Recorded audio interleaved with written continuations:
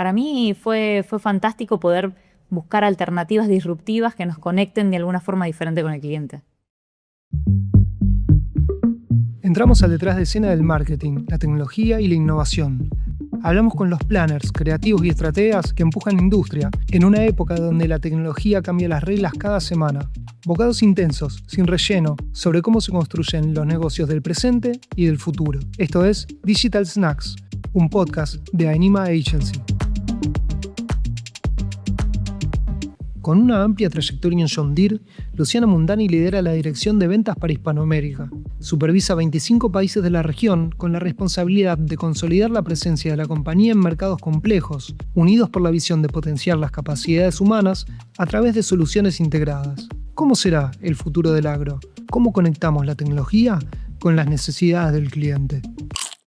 Luciana, te formaste en administración de empresas y hoy sos una referente del mundo agro en más de 25 países. ¿Cómo fue ese proceso? Largo, seguramente. Largo, sí, obviamente. Estudié, como vos bien decís, administración de empresas acá en Rosario, en la Universidad Nacional, con dudas de si era esa la carrera que tenía que seguir o no. Siempre me apasionó mucho la psicología y por el otro lado la administración de empresas, contador, y bueno, decidí irme para ese lado. Y empecé a encontrar a lo largo de los años dentro de la compañía esta beta más hacia entender el comportamiento humano, que tiene mucho que ver con marketing, y también la administración de empresas. Entonces se conjugó bastante los dobles deseos que tenía hacia dos vías totalmente distintas, hacia un camino que hoy me ha nutrido muchísimo a lo largo de todos estos años dentro de la compañía en la que trabajo. John Deere, estamos hablando. ¿Cómo llegas a la compañía? Bueno, la realidad es que tengo conexión con el agro desde muy chica. Mi familia son productores agropecuarios, mi papá principalmente, que lo perdí hace un tiempo, pero que toda su familia acá en Entre Ríos ha trabajado la tierra y siempre estuve en contacto con la marca y conociendo la marca porque en el campo había y porque cada vez que llegaba a Victoria, Entre Ríos, estaba el cartel ahí de un concesionario, entonces siempre tuve la referencia de la marca. Cuando termino la universidad ya me quedan muy poquitas materias, apliqué para una posición, era una pasantía en realidad, y bueno, comencé al tiempo, pensé que no había quedado, que no había entrado y al tiempo me volvieron a llamar para convocarme. ¿Y qué pasó cuando entraste ya? Vos tenías esa vinculación familiar con el mundo agro, con lo cual quizás hay preconceptos que ya no tenías porque sabías de qué se trataba. ¿Qué pasa cuando entras a esa otra faceta que es como la industria del agro?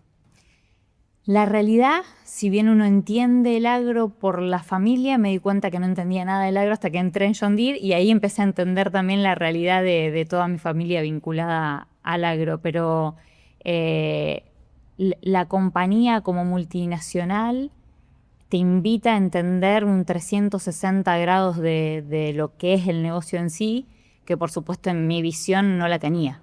Entonces fue una transición, obviamente, empecé aparte con posiciones muy operativas, a entender mucho la conexión con el concesionario, que es con quien más trabajamos, y siempre vinculada al área comercial, entonces también vinculada con clientes, y de a poco empecé a entrar más en esa conexión. Claro. Algo que hablábamos en uno de los episodios de Digital Snack con Liz Soto, WD40, tiene que ver con el peso de una marca. John Deere es una marca histórica, es una marca líder. ¿Qué juega a favor y qué pesa? Pesa en el sentido de hacerte responsable de un montón de cosas o tener que estar a la altura de... ¿Qué te fue sucediendo a vos con esto? Primero, el entender una marca que en la Argentina estaba tan instalada que hasta muchos pensaban que era nacional, hasta que uno empieza a conectar con el universo enorme que tiene la marca en todo el mundo y el impacto que tiene en todo el mundo. Y por supuesto que te desafía, es una compañía que no te puedes relajar ni un segundo, o sea, vos siempre tenés que estar entregando tu máximo. Y eso a la vez te desafía y en mi caso, que es algo que me apasiona en los desafíos, me siento hiperconectada. Pero la realidad es que como compañía ahí tiene una mística la marca, hay fans reales de la marca que a uno realmente le hace sentido el propósito de la empresa cada vez que uno se conecta en ese ambiente con los clientes. ¿Hubo situaciones que te sorprendieron en ese sentido? Muchísimas, sí, muchísimas. Sí, clientes que me han mostrado desde tatuajes en todo el cuerpo, vinculados a la marca, y vos decís, como tanta pasión. Y bueno, nada, eso se multiplica en cada uno de los países en donde estamos. Entonces, realmente a mí me ha asombrado. Si bien pensé que conocía el impacto de la marca, cada uno de los años en los que he estado trabajando en ella me fue impactando cada vez más. ¿Cómo vas formando a los nuevos profesionales a partir de grandes equipos de trabajo o incluso gente que no necesariamente trabaje con vos, pero sí que estás en contacto porque son profesionales dentro del mundo agro? ¿Qué les podrías aconsejar después de tu camino recorrido? Entendiendo también que los tiempos fueron cambiando muy rápido, ¿no? Yo creo que si bien los tiempos fueron cambiando, hay algo que no se pierde y es lo que busqué siempre tener y siempre trasladarle o compartirles a los equipos que están arrancando, y es no perder nunca de vista al cliente y en realmente entender el negocio a través de los ojos de ellos. O sea, no podés tocar el negocio sin entender lo que le pasa, sin entender en dónde están sus dolores, cómo puedes ayudarlo a hacer su trabajo mejor. Entonces, me parece que el primer punto de conexión sí o sí tiene que ser el cliente. Y por supuesto nuestra red, la red de concesionarios con las que trabajamos muy de cerca, es sumamente importante entender el negocio de ellos también. Y los tres negocios son distintos, el de una compañía que fabrica, con el de un cliente que produce, con el de un concesionario que presta un servicio. Entonces, esos tres pilares son fundamentales conocerlos. Desde ahí, todo el resto. Cuando hablas de conocer las realidades del cliente y los concesionarios, y pensamos que trabajás con 25 países de Hispanoamérica, eso implica que hay una amplitud de realidades muy disímil. En algunos países con un desarrollo tecnológico muy avanzado y quizás en otros lugares donde hasta hablar de conectividad es medio un lujo, incluso en el tiempo que corre. ¿Cómo abordás todo eso? Ese gran espectro de realidades. Partiendo desde lo cultural, que también es muy diferente, todos decimos son 25 países, todos de habla hispánica y latinos, y a pesar de todos hablar el mismo lenguaje, hablamos todos diferentes. Partiendo desde ahí, la realidad, vuelvo a lo mismo que antes, es poder entender a través de los concesionarios, que son nuestro punto de conexión bien de cerca con el cliente, cuál es la realidad de ese país. O sea, hay distintas políticas, hay distintas cuestiones económicas, hay distintos sistemas de producción que solo existen en Ecuador, en Perú, en Chile y que no existen en Argentina, que uno piensa que tiene todo y no lo está. Y entender todo eso es a través de ellos. O sea, nosotros no tenemos la posibilidad y la capilaridad para llegar a ese nivel muchas veces de detalle y necesitas de esa red sólida que te conecta con todo eso. Entonces esa es la mejor forma de ganar tiempo, velocidad, para poder entender cuál es el punto de conexión y el producto, el servicio que más se hace sentido para esos países. Y esto implica también formar a tus equipos que entiendan esto, porque estamos en un mundo hiperconectado, pero también muchas veces distanciado del contacto cercano y real con las personas. Totalmente, totalmente, y en eso nosotros tenemos una rutina muy clara de viajes, de visitas a clientes, de visitas a la red, y por supuesto de estudiar. O sea, implica sentarse a estudiar, implica entender cuáles son esos sistemas de producción que hay en ese país, cuánto producen, y no solo lo resolvemos con ChatGPT o Copilot. O sea, realmente necesitas profundizar, entender cómo está conformado el país, qué tipo de relieves tiene, qué tipos de sistemas de producción, como te decía antes, o climáticos tiene, dónde están esos desafíos, a través de, por supuesto, del cliente o del concesionario, pero también uno mismo estudiando y entendiendo. ¿Ese es uno de tus desafíos como líder también? ¿Estar vos a la altura siempre formándote para traducirlo a tus sin equipos? dudas. ¿Y dan los tiempos para hacer eso? Hay que hacer que den. La realidad, yo estudié administración de empresas, vos me preguntabas eso al principio. Después de estudiar administración de empresas, hice un posgrado en agronegocios. Después hice un máster en ventas y marketing. Y después seguí estudiando siempre. Y eso es algo que no tiene que ver solo con la inquietud o la curiosidad de cada uno, sino con entender que uno siempre tiene mucho más, es mucho más lo que no sabe que lo que sabe. Entonces, realmente eso es un desafío grande por los tiempos, más cuando tenés familia, cuando tenés hijos, cuando el trabajo también demanda mucho, pero siempre tiene que estar esa curiosidad, no perder eso nunca. ¿Y qué haces cuando no llegas a saber, digamos? ¿A qué recurrís? Podrías recurrir a la inteligencia artificial, pero Por supuesto, claramente... recurro y la uso mucho. por momentos me da un poco de desconfianza y trato de validar algunas cosas cuando me llaman la atención, obviamente, pero sobre todo cuando es información hasta que yo no veo las fuentes y veo de dónde viene y de dónde se capturó, a veces me genera un poco de duda, pero la realidad es que lo utilizo muchísimo. O sea, he tenido situaciones en donde uno invierte mucho tiempo en hacer análisis muy profundos de industria, de tendencia y demás, y en 30 segundos ya tuve la respuesta y vos decís, Dios mío, sí, obviamente lo uso y mucho. ¿Cómo haces cómo hace una empresa para transformarse de una empresa tradicional de fierros? Porque así hablamos de tractores, me dieron de producción esto. No sé qué te pasa cuando ves un tractorcito de juguete. Antes hablábamos de esto, ¿no? De la fidelización, el fanatismo. Y eso claramente te deben pedir un montón. Sí, muchísimo. Eso. En mi casa, sobre todo, mis hijos. Me los demandan, sí, claro, obviamente. Es una conexión natural que me pasa al verlo con lo que implica la marca y todo lo que da a través de ese fierro. Esa empresa va transformándose en una empresa de tecnología, en que tiene que liderar campos de tecnología. Por el recorrido que tenés dentro de John Deere, vos también fuiste viendo esa transformación.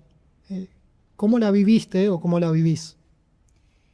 Es súper interesante la pregunta porque nos ha pasado que la compañía, y nos pasa todo el tiempo, la compañía abre una visión siempre de mediano y de largo plazo.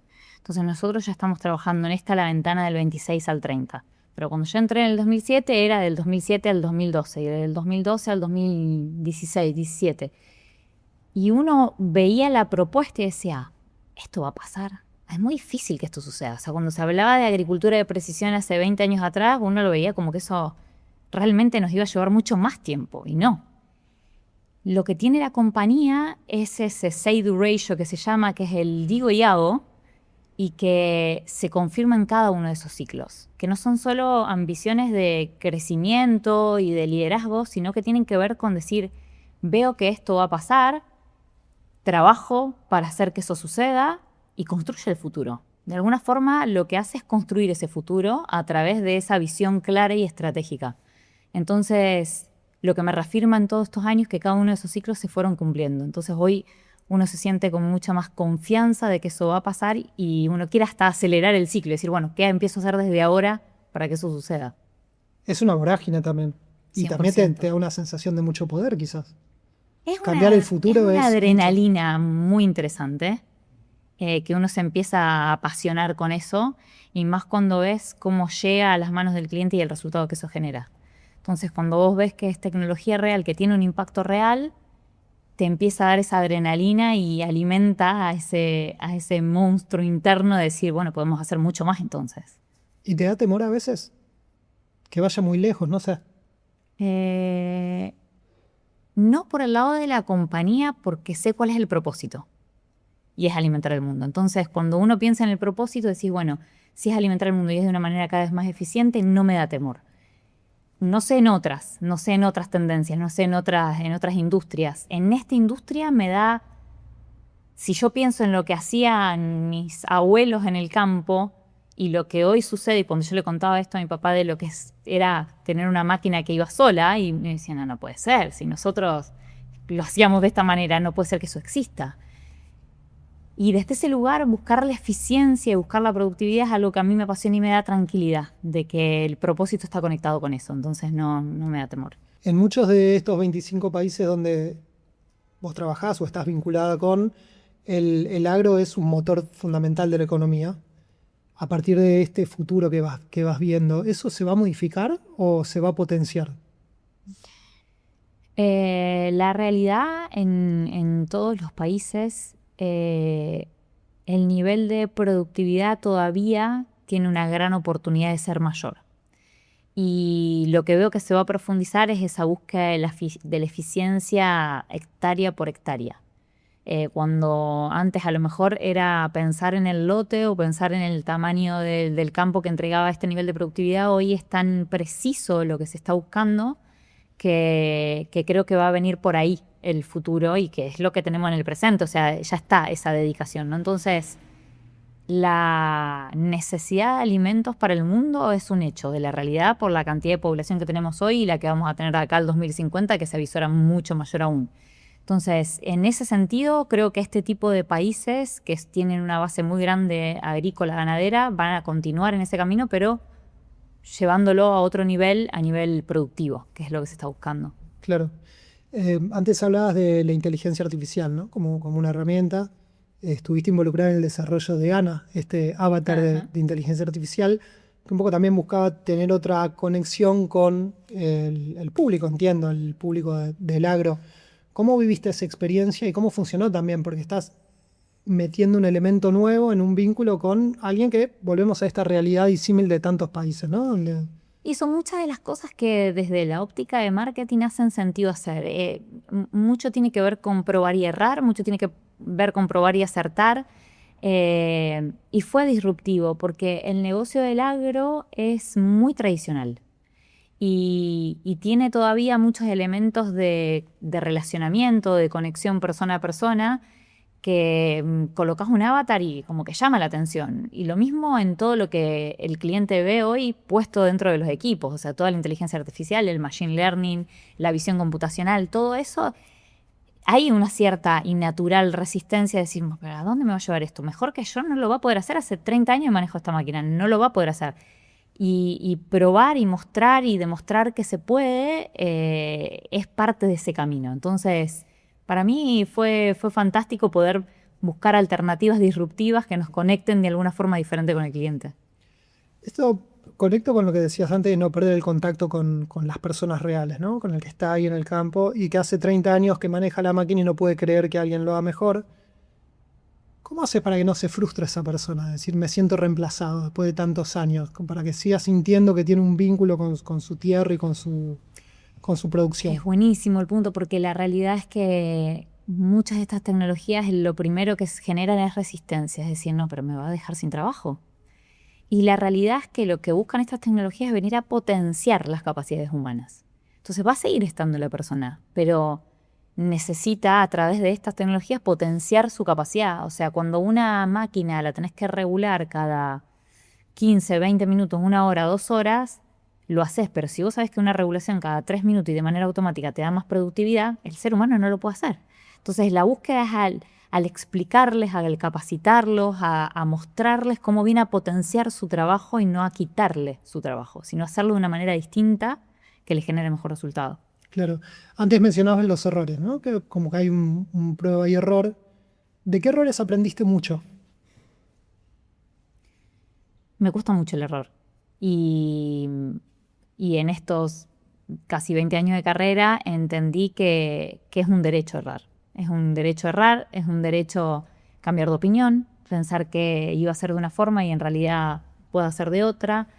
Y todo eso a lo largo de los años realmente fue un aprendizaje primero conmigo misma, en entender siempre mi vara y mi comparación es conmigo, en entender que lo podría haber hecho de otra forma y en eso a veces la juventud me llevó puesta. El hacer análisis simples de las cosas y rápidos me ganó la velocidad y no la precisión. Entonces de eso fui aprendiendo y fui madurando cómo hacerlo de una manera distinta, entendiendo que vale la pena a veces profundizar, recorrer un poco la historia también y entender por qué llegamos hasta acá y no solo mirar hacia adelante, que eso es algo que hoy nos está pasando mucho. Siempre estamos mirando lo que va a venir, pero no miramos por qué llegamos hasta acá en función de lo que sucedió. Entonces, todo eso fueron aprendizajes a lo largo de estos años y bueno, aprendí también mucho de mi papá que me decía una frase retardadora de la lengua y aceleradora del cerebro. Entonces aprendí a callar un poco más, a escuchar mucho y eso creo que ayuda en muchos casos a ser un poco más efectivo en las decisiones. ¿Es algo que bajás como consejo a tus equipos? Sí, lo trabajo un montón. Desde mi ejemplo, para que vean también que uno erra constantemente y que tenemos ese derecho a errar. Y esa es la idea, errar rápido para corregir y no intentarlo. Hay errores que te pueden costar mucho, digamos, también. Sí, totalmente. Lo bueno es que se trabaja mucho en equipo y se discuten mucho las cosas. Entonces, generalmente las decisiones no son de Luciana, las decisiones no son de mi líder o del líder X. Las decisiones son en equipo, son consensuadas, son de alguna forma alineadas entre varias personas dentro de un equipo o hasta con otros equipos también, para entender otras perspectivas. Entonces eso suma mucho para que si erramos juntos y también está bueno eso. Hablabas de entender la historia, y si uno piensa en grandes inventos de la humanidad, vamos a tratar de ceñirlos al mundo agro. Tenemos la rueda, por supuesto, el arado, la máquina a vapor, el motor a vapor. ¿Sentís que ahí os puede llegar a venir una herramienta que esté a la altura de esos desarrollos o inventos que cambiaron la historia? Ujú. Sí, totalmente. Bueno, de hecho, lo que nosotros estamos viendo ahora, que ya fue lanzado, que es el tractor autónomo, es algo disruptivo, totalmente. O sea, si uno piensa y se imagina, y hay imágenes de eso, de campos operando como una fábrica, sin personas en ese momento arriba del equipo, sí desde otro lugar, analizando datos, analizando información. Por eso yo digo que no es que se eliminan las posiciones, sino que cambian y se transforman hacia otros lugares manejando datos a distancia, con plataforma, con app, como es el Operation Center que nosotros tenemos, y eso es algo que no estaba, y creó una posición nueva dentro del rubro, pero es que es totalmente distinto a lo que alguna vez vimos en lo que es el campo. Entonces, creo que todo eso es disrupción. El manejar un campo a través de los datos, de la información y de una manera autónoma es algo muy disruptivo. ¿Y puede venir algo más? Siempre, siempre, sí. Totalmente. En Digital Snacks hablamos de snacks digitales, que son estos consumos que hacemos en nuestros tiempos libres cuando no queremos pensar, que agarramos el teléfono y vamos mirando, vaya uno a saber qué cosa y te aparecen el ejemplo del video del gatito. ¿Vos consumís snacks digitales? No, la verdad es que no consumo. Soy una obsesiva del tiempo y del optimizar el tiempo. Es muy poco lo que miro, no digo que no miro redes sociales, miro. No soy una consumidora de TikTok, por ejemplo. No sé ni qué pasa por TikTok, pero sí miro algo en Instagram. De todos modos, siento eso. Siento que si entro ahí, no salgo. Entonces, como tengo mucho autocontrol en ese sentido, prefiero optimizarlo de otra manera. Vamos a imaginar que tenés el poder de crear un snack digital que sabes que va a funcionar y va a consumir todo el mundo. ¿Cuál sería? Hoy quizás ya con un pensamiento más de madre, me preocupa el futuro de mis hijos en cuanto a ese consumo de lo que hoy se disponibiliza y de lo no tan sano que a veces es, o no sé si no es que no sea sano, muchas veces es que no suma, no aporta, no construye valores, esfuerzo, búsqueda de prosperidad a nivel intelectual. Entonces, si pienso en uno, me imagino algo que ayude a construir algo de eso en la juventud, en los adolescentes. Gracias, Luciano. Gracias.